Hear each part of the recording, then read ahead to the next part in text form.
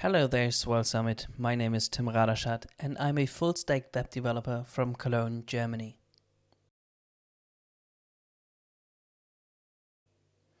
Alright, don't worry, there are no technical difficulties here.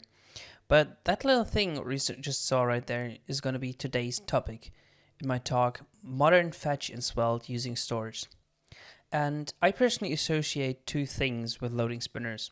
The first thing is being on a train in Germany and trying to watch a Netflix movie, and the other one is single-page applications. And even though most of you hate loading spinners or find them annoying, they're actually an improvement to what we had before. So before we created and used single-page applications, websites consisted out of plain HTML and maybe a bit of JavaScript. So when you switched from page 1 to page 2, everything had to be downloaded from the web server. And the only way of knowing whether your website froze or your connection is just slow was the loading indicator, which is provided by your browser. In modern SPAs, we are able to switch between pages on the client, which means we don't have to download a new page when we switch from page 1 to page 2. So because the skeleton of the page just stays the same and we just download the data which will change between page transitions, we're able to provide visual feedback to our user, which is great. Research has shown that the user's attention starts to wander after about 1 second of waiting.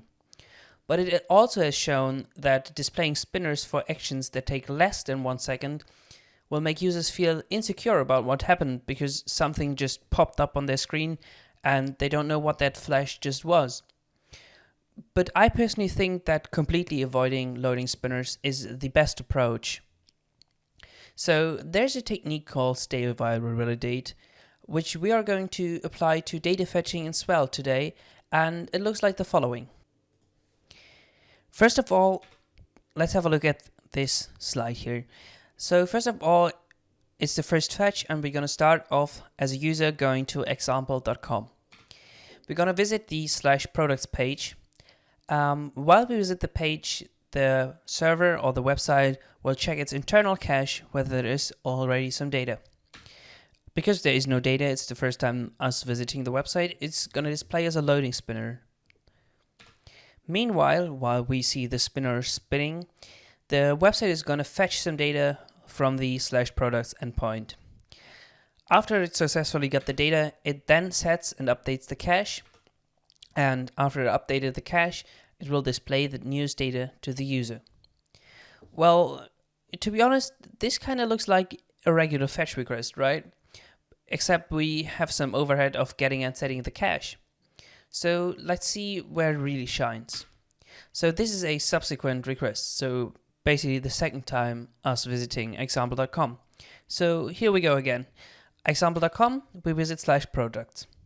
Now the page is going to check its internal cache and it will get a hit because there was already, the cache was updated and we visited the page.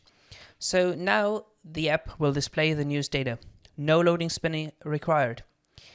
And the user, like we are right now able to just play on the page and work with the data. But in the meantime, there have been some background magic, as I call it. The page fetches the news data from the products endpoint and then sets the cache.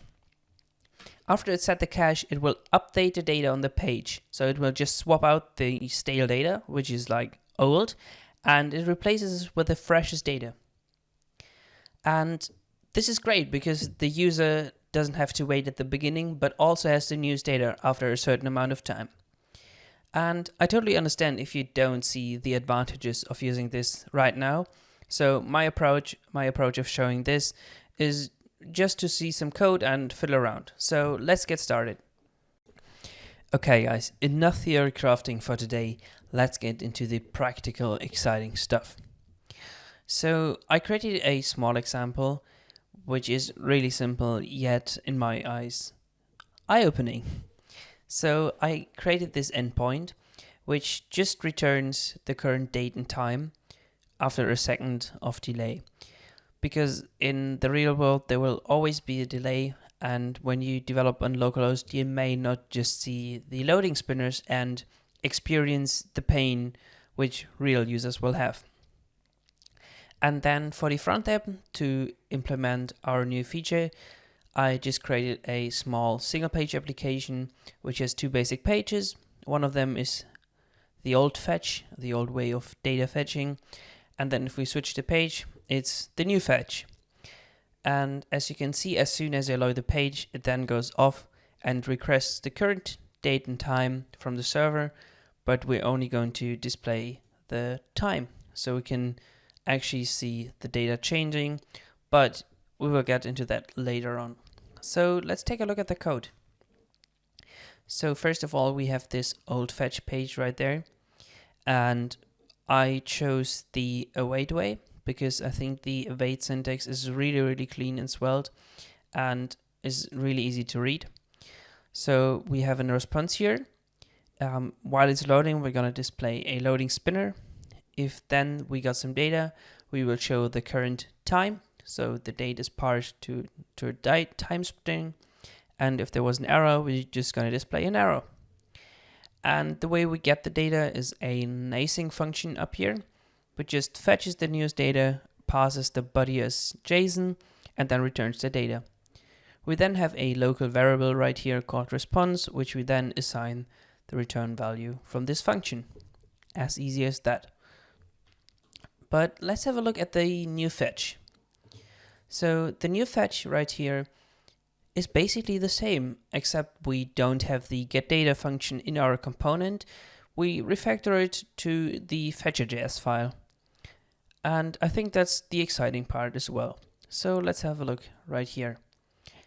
So as you can see, it's literally the same function that we had in the old fetch component, apart that we get the URL in here as a parameter. And now let's refactor this code because we want something new, right? And my approach is to use stores. Stores are an easy way from Svelte which allow pub/sub, which allow to work with the pub/sub pattern. Pub/sub is short for publish and subscribe. This means that a component can subscribe to something and then we can publish events. So for example, one event would be I started loading, the other event could be I got data, or another event could be I got an error. So let's do that right now. First of all, we're gonna import writable from svelte/store.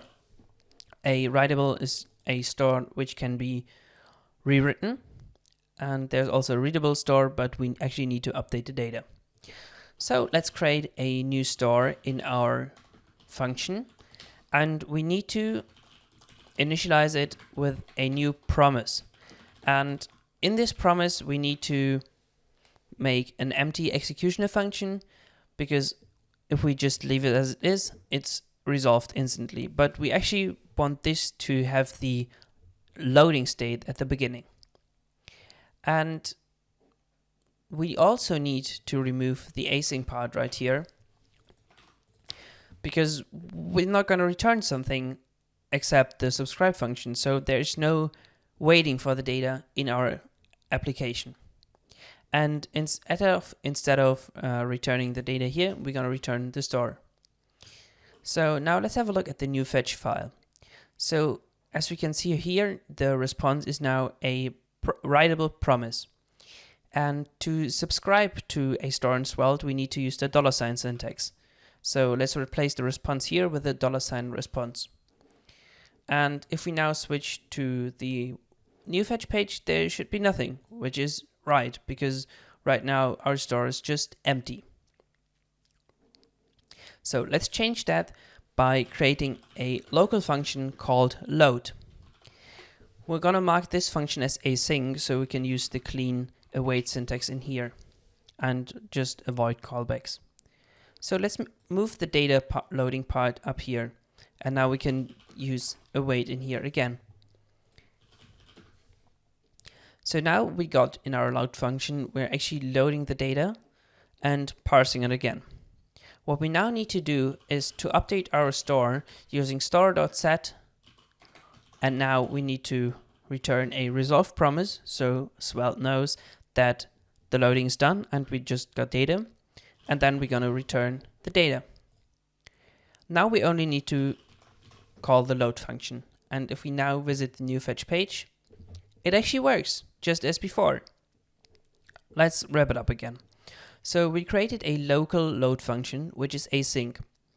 And so as soon as we enter our page, we call this load function. And in there, we're asynchronously getting our data and parsing it. And as soon as it's done, this could be at any time, we're going to update our store. So as long as the data is loading, there will be a loading spinner. And yeah, that's basically the same as before, but with a bit of overhead. But let's make this really mind-blowing now. First, I'm going to create a new map in here, which I'm going to call cache. Well, technically, a map is basically just an object, so it's a key value store, but it offers some really nice and easy syntax to work with it.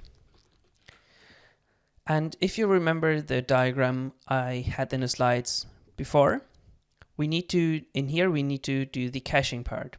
So right here, we're gonna check our cache, whether our cache has something saved. So we're gonna say cache.has, and then the URL is the unique key. And as we had in our diagram, if the cache has data, we need to return it. So if there's some data, we're gonna update our store, and we're gonna do that with a resolve promise again. And right here, we need to get the data from the store. So we're gonna say cache.get, and then the URL. Okay, this should still work and nothing changes, obviously, because we're just checking if there is something in the cache, but we never set something in the cache. So let's do this here as well.